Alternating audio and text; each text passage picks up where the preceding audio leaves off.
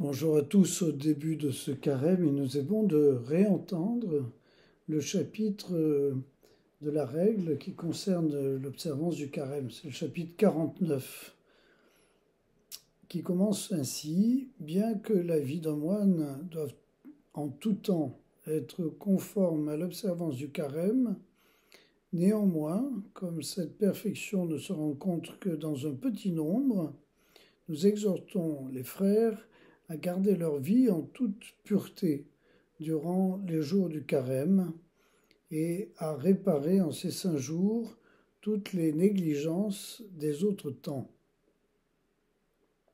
On peut prendre un moment de silence pour méditer déjà ce premier verset.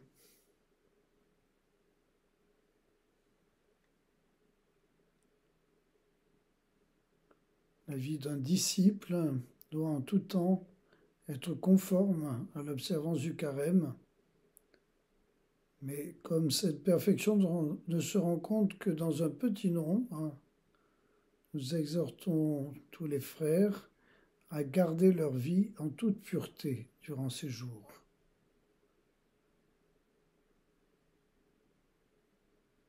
À garder leur vie en toute pureté durant ces jours.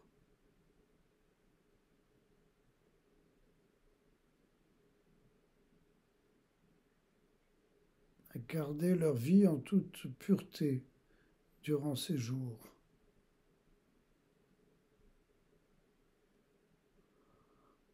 En toute pureté durant ces jours.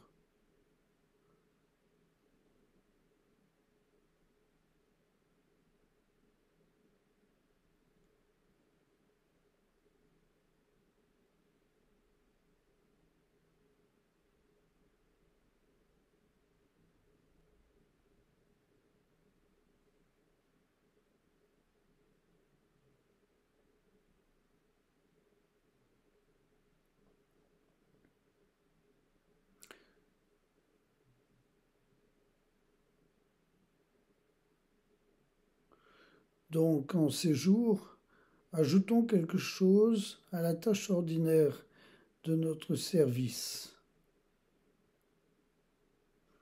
en sorte que chacun, de son propre mouvement, offre à Dieu, dans la joie du Saint-Esprit, quelque chose au-dessus de la mesure qui lui est prescrite,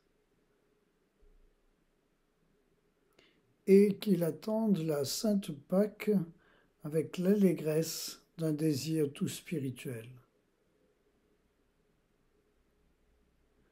Qu'il attende la Sainte Pâque avec l'allégresse d'un désir tout spirituel.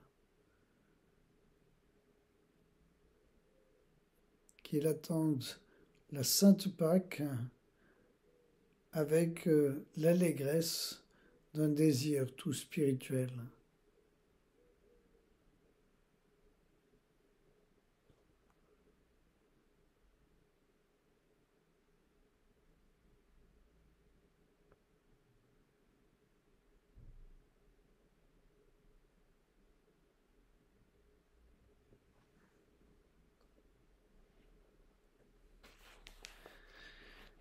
Comme on le sait bien, le carême, c'est bien sûr déjà la préparation à la fête de Pâques, et d'une manière tout spirituelle avec l'accompagnement de ceux qui se préparent au baptême à la fête de Pâques.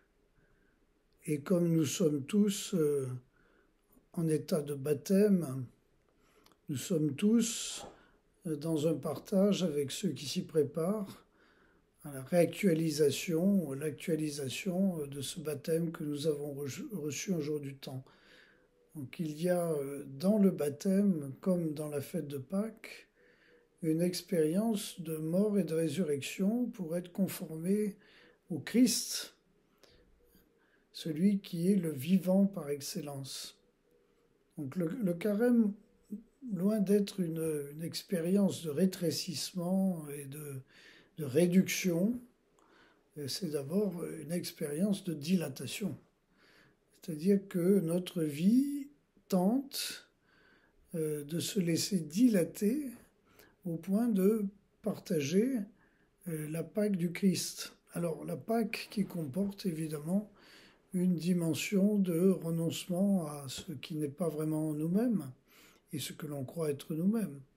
Donc une certaine forme de mort, à quelque chose auquel on tient de toutes ses forces comme à notre propriété, mais qui n'est pas véritablement ce qui transparaît de nous en vérité.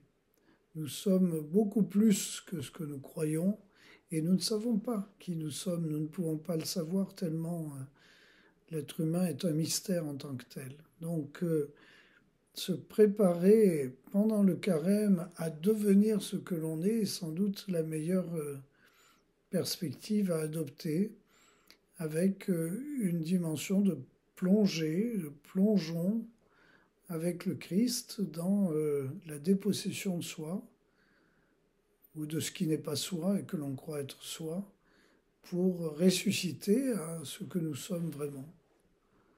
Donc il y a là toute une dimension de vitalisation et qui donne de la joie. Comme dit saint Benoît, c'est la joie du désir spirituel, l'allégresse même du désir spirituel. Nous sommes appelés à partager la joie du Christ ressuscité qui se prépare par la disponibilité intérieure afin de nous permettre de coïncider à cette vie du ressuscité. Donc abordons ce carême d'une manière positive et non pas simplement négative, c'est-à-dire en considérant qu'il s'agit d'une ascèse réductrice. Non, il s'agit au contraire d'une disponibilité active et régénératrice. Et pour ça, pratiquons l'écoute, la prière, le partage. Rendons-nous disponibles intérieurement. Chez les moines, il y a une coutume qui est assez sympathique de choisir pendant le carême un livre particulier pour accompagner ces 40 jours que saint Benoît demande qu'on puisse lire en entier et à la suite, de telle manière qu'il n'y ait pas de dispersion. Donc on pourrait peut-être faire ça, chacun de nous, choisir ce livre et s'y tenir pendant le carême, de telle manière qu'il puisse être le lieu d'une expérience, d'une autre voix qui s'adresse à nous et qui vient inspirer notre action. Et par là, le Christ peut se rendre vivant en nous, si nous acceptons cette démarche. Et bien entendu, cette démarche de lecture, de lectio, s'accompagne évidemment d'un silence intérieur et d'une attention dans la prière et d'une attention fraternelle les uns aux autres. Donc, vraiment bon carême à tous et j'espère que nous pourrons nous retrouver durant ce temps en quelques propositions vidéo du même genre. À très bientôt, bon carême.